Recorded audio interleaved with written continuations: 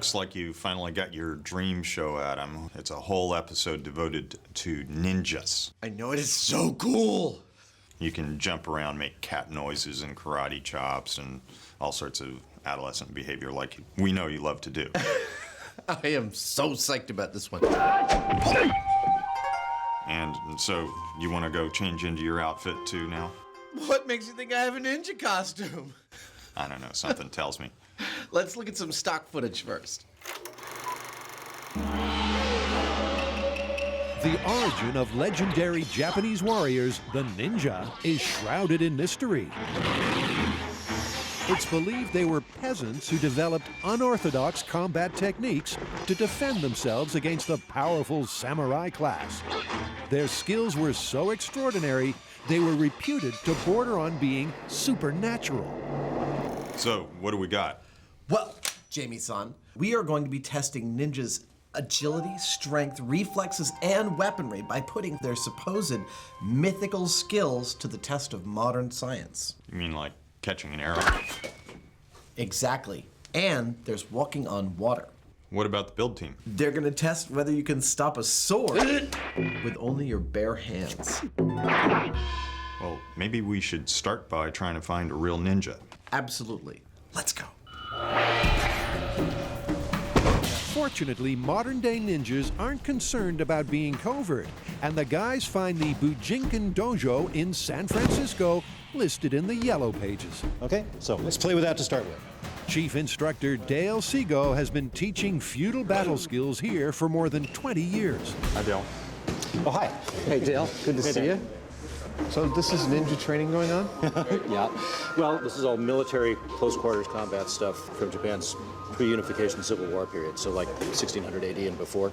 Really, the stuff that we do is based on timing, positioning, tactics, and psychology, rather than speed and power.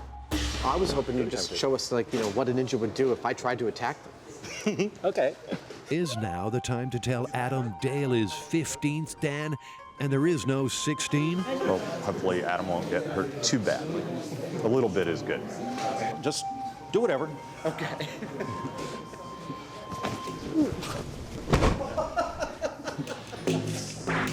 Adam hits the mat in record time. I was to do it so that I locked him up. As he falls, Dale gives Adam some pointers on the way down with the famed ninja throwing star. I wasn't actually using the points, just this, but it would say ripping out here, Ow. right? Yeah. And we took him down. I Okay. had it in here too. Right in the back. That's good. The point where he fell down, I was ripping across here, and he came down at a point where he actually was landing on it like this on the back of his neck. That's pretty efficient. It's Jamie's favorite part, watching me get kicked, my ass kicked. Adam and Jamie has enjoyed his schooling in the art of the Shadow Warrior. Come back to our shop and do some of this on high-speed camera Yeah, for be us? delighted to. Awesome. Okay, I'm done. Next, Adam disappears to get some covert essentials. Hello, how are you doing? Very good. How are you? Welcome to Tiger Claw. There's even a martial arts superstore, and it has plenty of mercenary merchandise to choose from. All right, the Ninja Row is down here. The Ninja Row. That's great. Just check out some of their red light saboteur specials. They're called tabby boots. Have the split toes, so you can climb up ropes and stuff. And they're very silent. These ninja foot spikes. They're great for walking on ice and for aerating your lawn. We have shuriken. You need lots of shuriken. Every ninja has many shuriken. These are rubber shuriken. Well, the metal ones are illegal. And for the totally 80s enigma, This is like wearing a t-shirt that says Witness Protection Program. all undercovered out. That's the whole thing? The whole kit. It's back to the lair to test their 3 ninja myths, beginning with the tale of running on water. Well, barring any magical powers, which we can't really test on this show, ninjas definitely didn't just walk on water. But they might have had some help. Our researchers have turned up a thing called mizugumo. So I'm going to build a set of these and see how effective they are. Mizugumo, meaning water spider in Japanese, were flat wooden discs that ninjas strapped to their feet. The theory is the wide surface area distributed their weight evenly on the surface of the water, so they didn't sink. So what kind of wood would a ninja cobbler have used? I've got some pine-based light-density fiberboard here. It's pretty much perfect for our uses, so I'm going to use this as our stand-in for the mizugumo wood. Adam measures and cuts out 2 circles of pine board. Then he slices each of them into 4 separate pieces. That's good. One by one, he stains the sections with a brown pigment and painstakingly sands them back. Paint on, paint off. Such is the mysterious way of the former movie prop maker who, for no particular reason, wants his water shoes to look worn in. Looks a bit like old wood now. Lastly, he places a rectangular block in the middle of each circle and secures the pieces together using twine.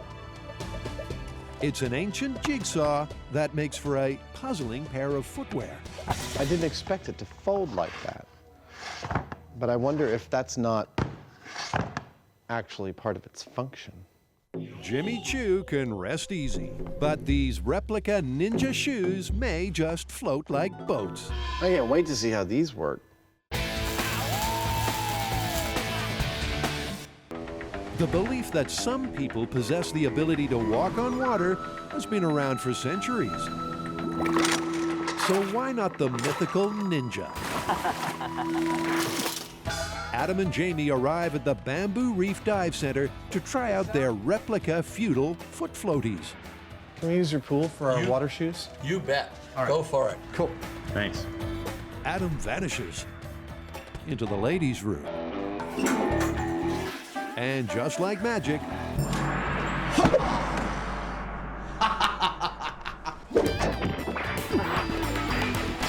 These are my special device for storming the castle, walking across the water.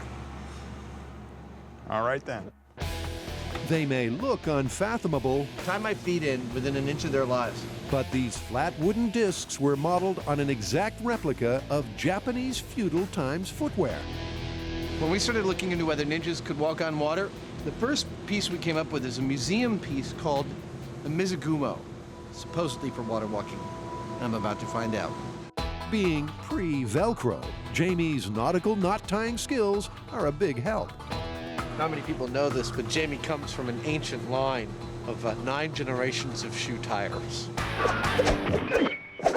Come, silent walrus. Let us storm the castle. I will don my safety gear. Adam dons his padded suit and psychs himself up for the challenge. Did you ever hear the legend of the nearsighted ninja?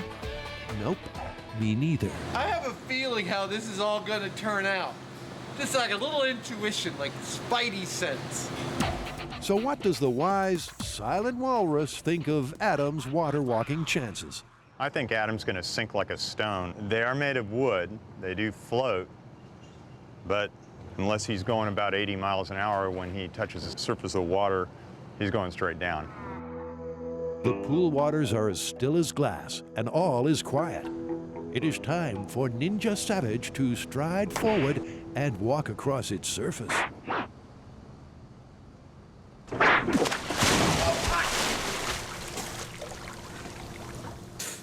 The first step seemed kind of promising. Promising may be a stretch. In order for it to be called walking on water, there needs to be more than one step. But ninjas are no quitters, so Adam has another tactic to try. To me, it seems like it's all going to be a function of my ability to move my feet crazy fast, like a cartoon. Which might be possible.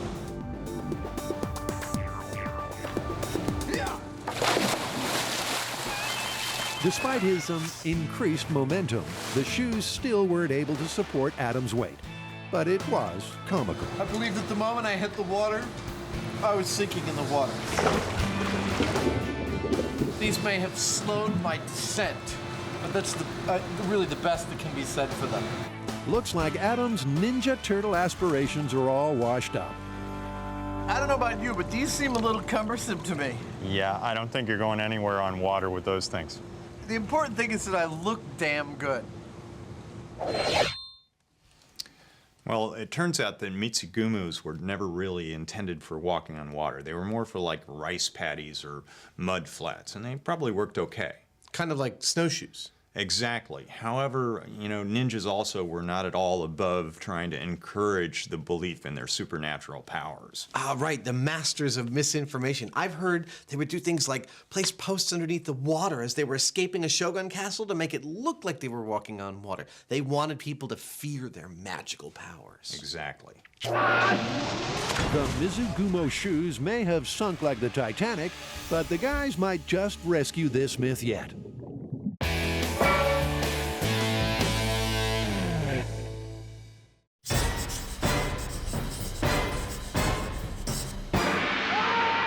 Next up in our ninja bits, can you catch an arrow with your bare hands?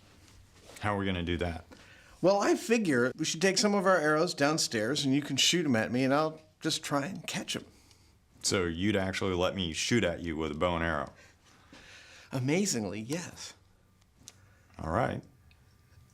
Legend has it that a ninja could do this dexterous trick with ease, so Jamie and Adam want to get a feel for it themselves. I'm going to string a regular bow and set up an arrow with a tennis ball on it and shoot it at Adam, or at least off to the side of Adam. We'll put Adam in a protective suit in case I either get frisky or miss.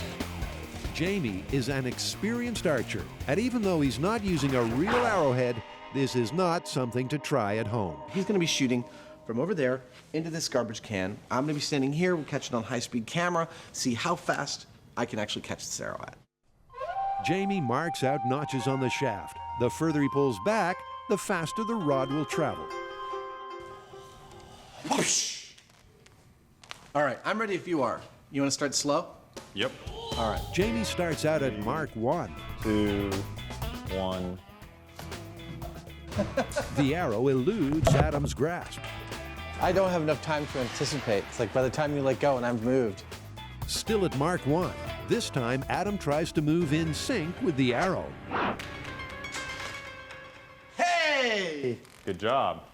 You know, I anticipated when you were just about to do it, and I just started moving, and we worked, it's like working together. It's a beautiful thing. Next, Jamie ups the ante to Mark 3. But the arrow keeps sailing on by, as the guy's unified martial arts magic peaked already. Got it!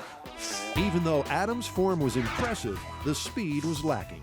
Their tennis ball projectile was traveling at 58 miles an hour, a third of the speed of a real arrow.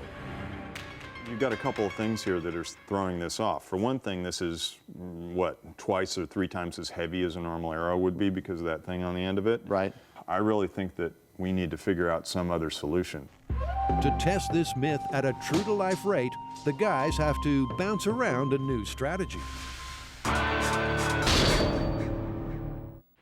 Jamie and Adam are targeting the myth that a ninja can pluck a speeding arrow out of the air.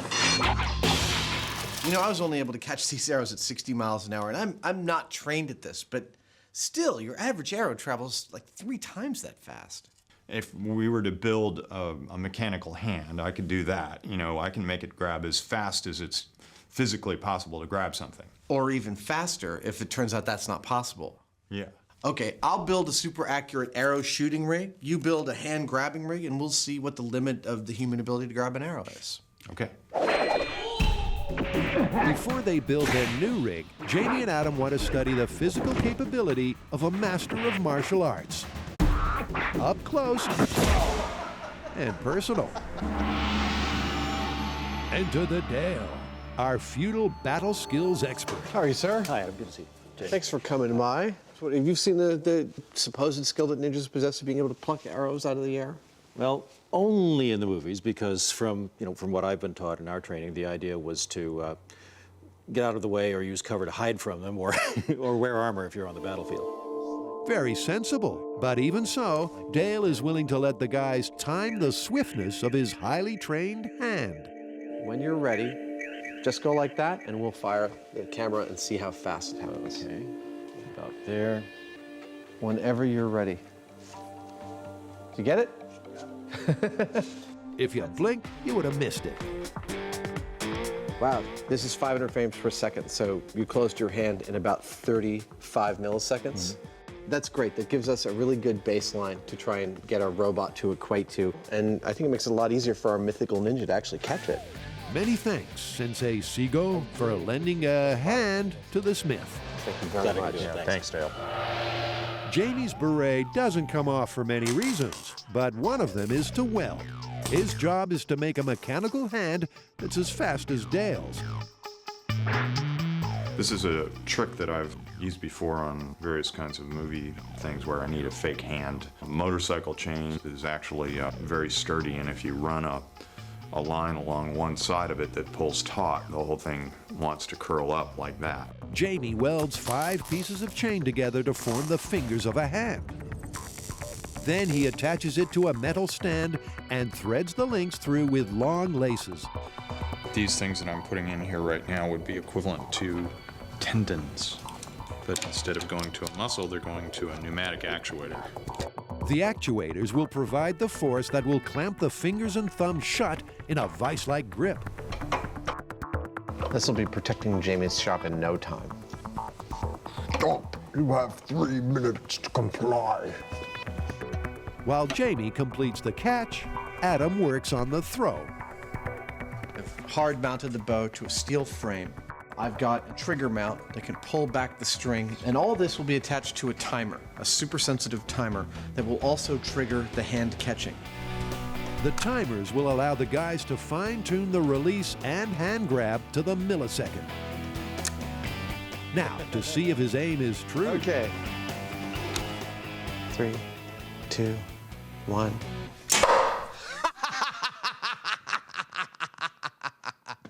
That's great. Now to line up the ninja in front of the samurai. Adam and Jamie's arrow-nabbing device is part man, That's perfect. part machine. Well, that ain't moving. That's not going anywhere? All ninja. Robo hand. Your move, creep.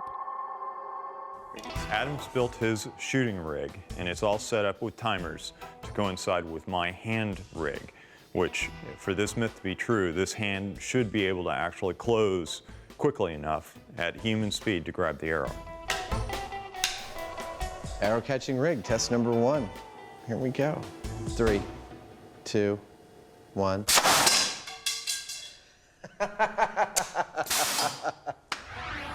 The fist closed too late. Adam goes through the numbers. Off by 200 milliseconds. Both the arrow and hand were moving at accurate real-life speeds. The arrow clocked 170 miles an hour, and the hand grab was just 2 milliseconds slower than Ninja Dale. Given the speed that this hand is closing, it pretty much matches our ninja's high-speed whoosh hand closing. So this is actually a really good analog for a human catching an arrow. Adam adjusts the timers to his precise calculations. The arrow to release 200 milliseconds after the hand starts to activate. So that's 1, 2, and it's 200 milliseconds. That ought to do it. Arrow catching rig at human speed.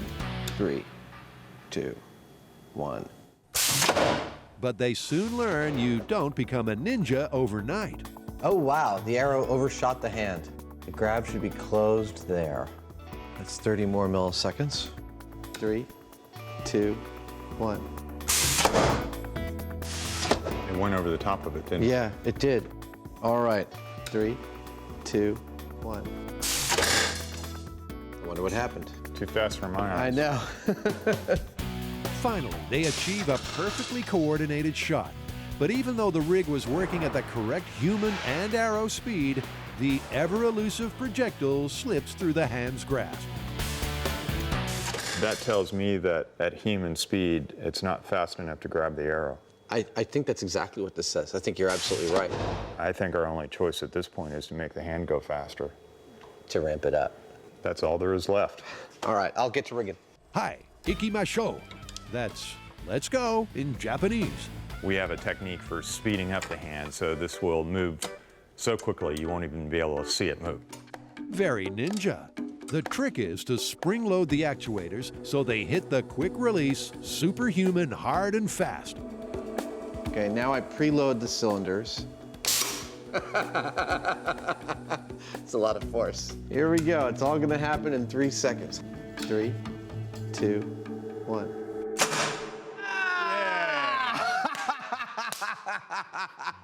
That is perfect! Superhuman ninja strength! Got it. At bionic speed, RoboHand finally manages to defend himself. Our robot hand is closing 5 times as fast as a human could possibly close their hand. And that's what it took. It finished before the tail feathers got there, but any slower and it wouldn't have caught that arrow. So, the hand of a mere mortal could never have achieved this feat. Myth is busted. This is what it would take to catch an arrow. RoboHand. RoboHand! Now, just all we have to do is build the rest of our superhuman ninja robot, and we can take over the world. Okay, you do that.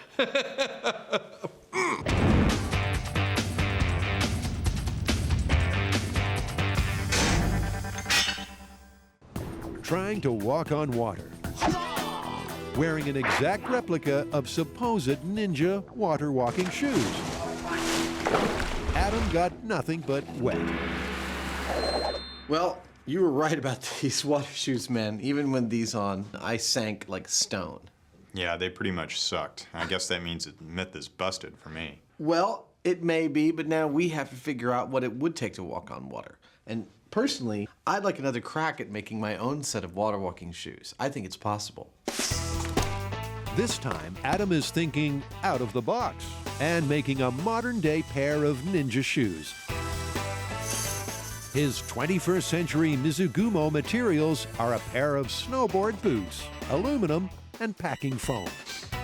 This is a deadly weapon. His idea is oh so simple, yet oh so calculated. To make my water boots work, I am exploiting the principle of water displacement. I weigh about 200 pounds. I'm going to try and displace in excess of 200 pounds of water.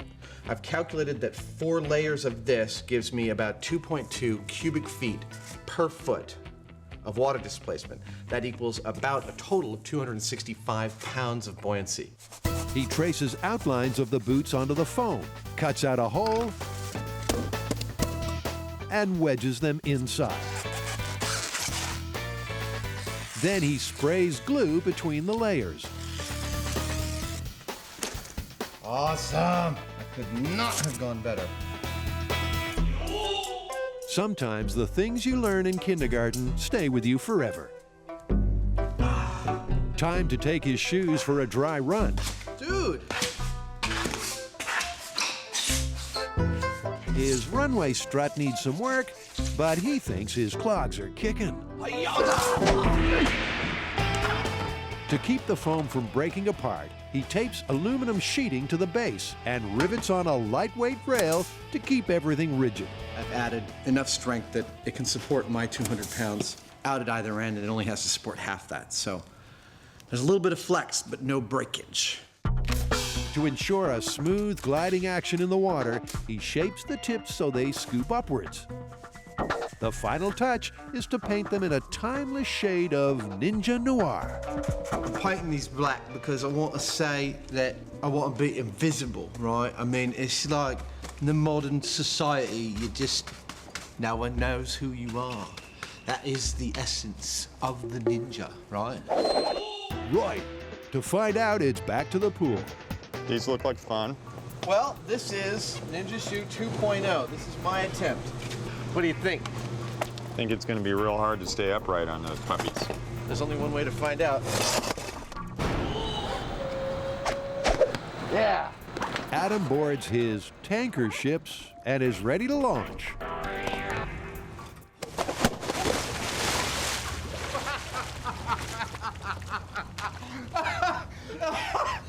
Woo! Oh, if I had any dignity, that would have been humiliating. Just as well, because we want to see that pratfall again. For his next attempt, he tries a gentle sitting start. There you go. There we go. Oh, I'm stealthy as the night. Oh. Don't I look like silent death? Bringing justice in the night?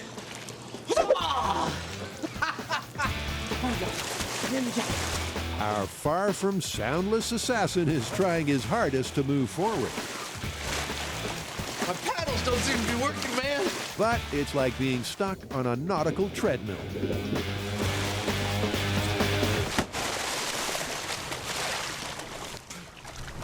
I don't know about these ninja shoes, man. What do you think? I think they suck.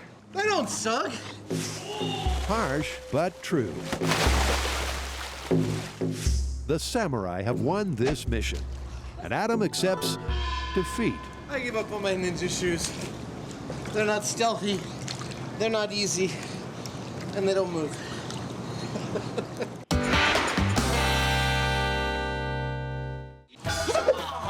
Attempting the mythical ninja trick of walking on water, Adam went nowhere but under.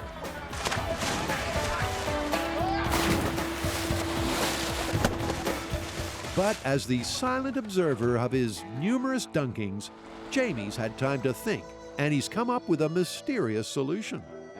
There is something that I've come up with that you can walk on it. It does have a lot of water in it.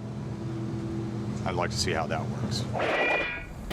His covert concoction is 200 gallons of water and 1,000 pounds of powdery cornstarch. Trusted myth-turned-Jess is in charge of getting the consistency just right. Give me up some pancakes! Some blue food coloring completes the recipe. Okay, we're good. Are we ready to pour? Yeah, ready when you are. The mixture is tipped into a large plastic container that represents a deep samurai moat. It's a river of food. Adam is perplexed. What is this stuff? It's water. It's got something else in it, but it's water. It's a Heinemann version of water. Yeah, and you're gonna walk on it. No way. Way. There's nothing Adam would rather do than play in a giant tub of goo. Look at this!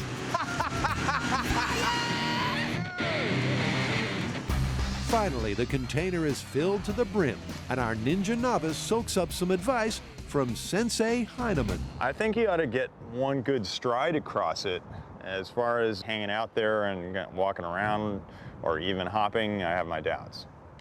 All right, well, I want to go. Adam scales the imaginary wall and is ready to cross the water obstacle. Think like those movies where they're walking up bamboo and stuff, you know. All right, here we go.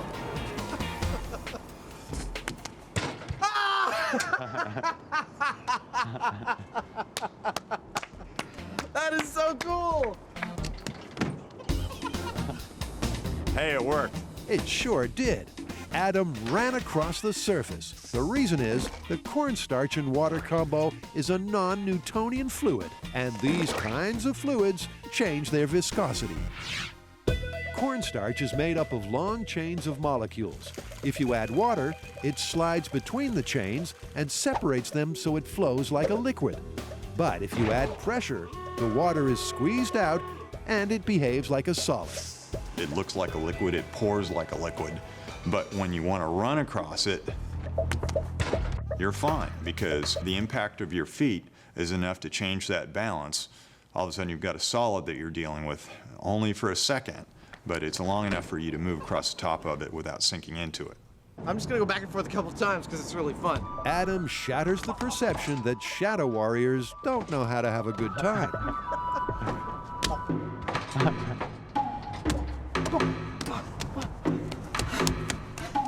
Dude, it's a lot of work. Being ninja is a hard job. Woo! It wants to let you go down, doesn't it? All right, so this is just to show there's no trickery involved. This is actually a liquid. I'm gonna step into it. I'm gonna sink. Then I'm gonna change my clothes. Whoop. Oh, oh, that's funky. Oh, dude, that feels so wrong. So it's a far-fetched idea for feudal Japanese times. But corn was introduced to Japan around the 16th century, right around the time ninjas existed. And it sure was fun. Oh, come on in, the water's great. Of course, this is a little on the silly side. I mean, yes, it's a liquid, but are you really going to have large quantities of cornstarch mixed up and sitting around someplace? I suppose maybe next to a cornstarch factory in Asia somewhere, and you happen to be a ninja and you happen to be trying to sneak around. It's a bit of a stretch. All right, so this is the end of the line for walking on water. What do you think? It's busted. Totally busted. Let's go home. All right.